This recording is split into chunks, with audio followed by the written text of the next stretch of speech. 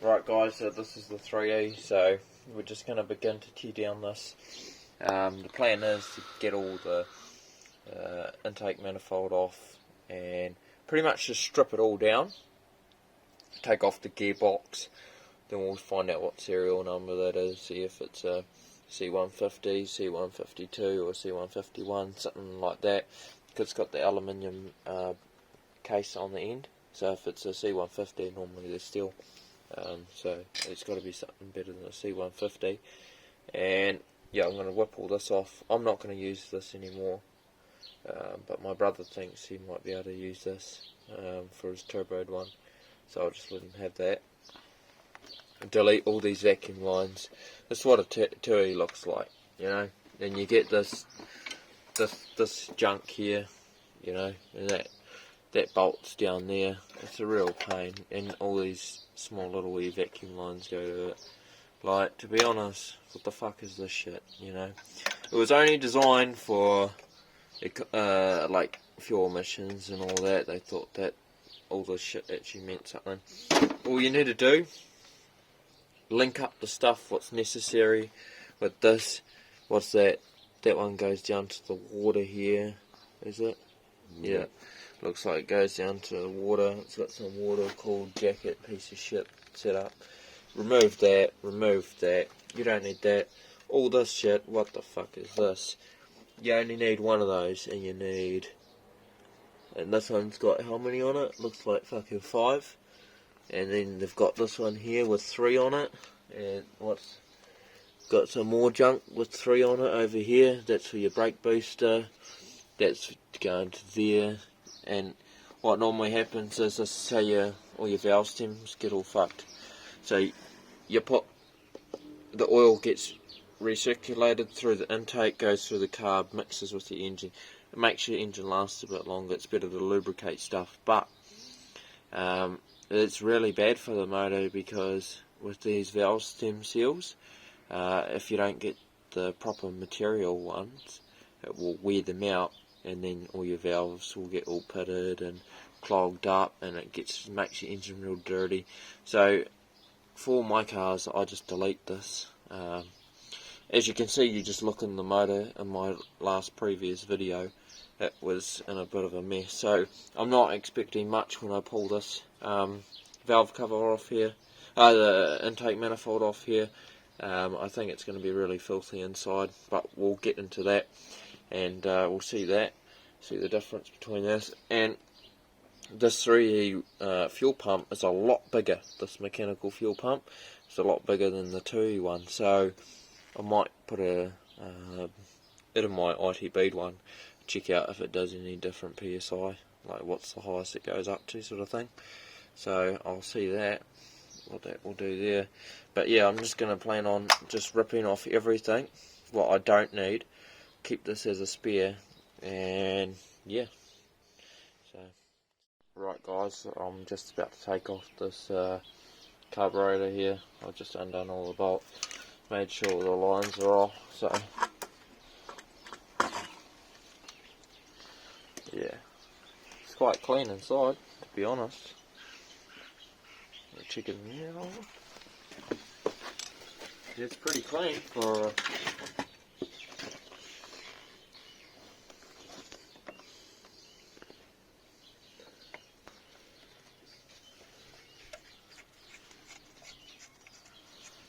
pretty clean.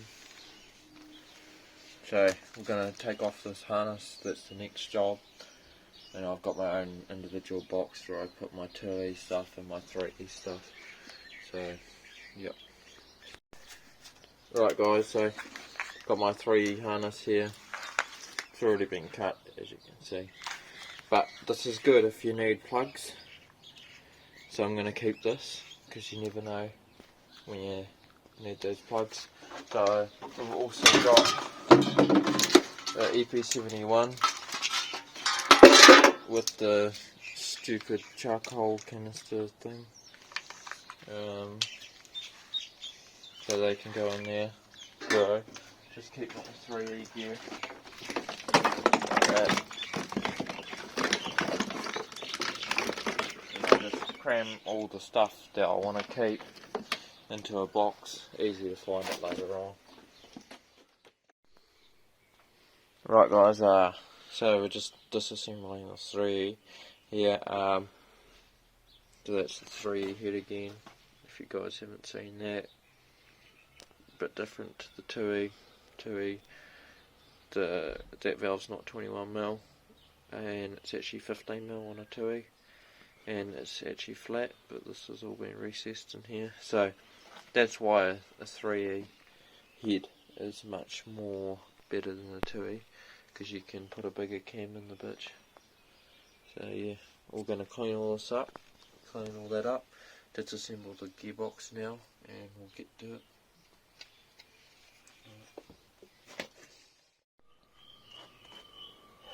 Right guys, so back here with the 3E, as you can see,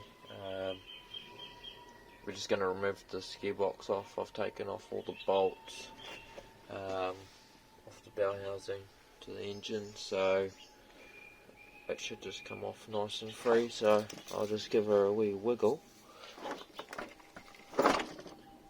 Oh yeah, it's definitely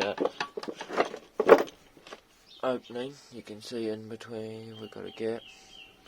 What I like to use is just a little wee tool just to open it all up like that, and then I'm just going to pick it up and give it a wee wiggle.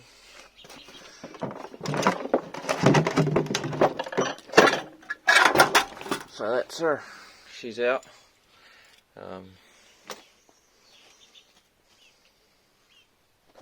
Flywheel looks a bit different to 2E.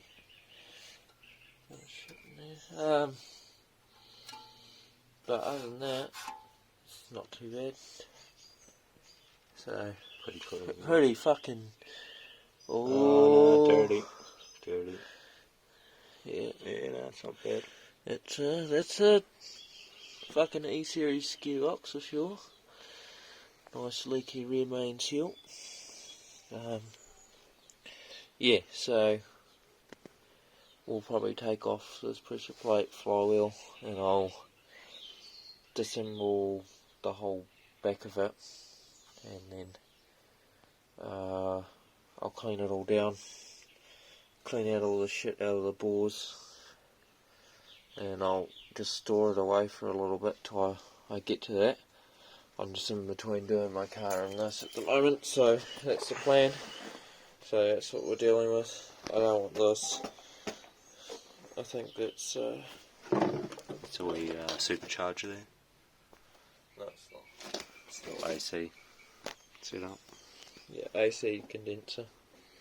So that's going in the bin. Right guys, so we're going to see how easy it is to take off this harmonic balancer. I've just taken off my brother's one, and it was a bastard, so Makita, that's the one. Real good torque one.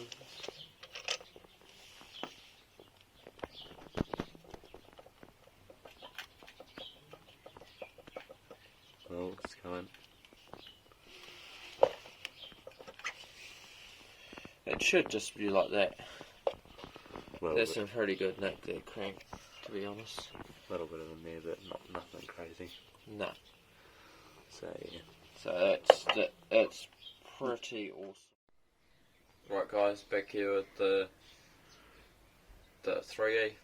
So I've cleaned it all up. I've given it a bit of a lick of paint on the oil pan and the block, and I've got the head on it. I've cleaned up the old head gasket, cleaned all the shit off, and I've just set it back down and put the head bolts and just tighten them up softly. I've cleaned up all these inside here, then I've just put the rags in to block it off. I've done that for exhaust and for intake, and I've also got my other 2E motor here, and that's my 3E one. As you can see, it says there, it also says on the block, but yeah, we're going to cellophane wrap it all up, and when I get around to getting that part done, because I'm focusing on just finishing my Corolla at the moment, So once I get that done, then we'll review it then. Right guys, back here. So we've got our 3 here and the 2 here. So I'm a builder, so this is pretty easy for me. What I've done is I just got some offcuts from work, and I just cut this out with the jigsaw. This is just to hold my motor in with no supports, so the motor's not going anywhere. And if you come around here, it's got enough gap and stuff. I've cut there. If I've got a flywheel or pressure plate or whatever, it will slide in still. So it's just an easy way for me to whip my engines up.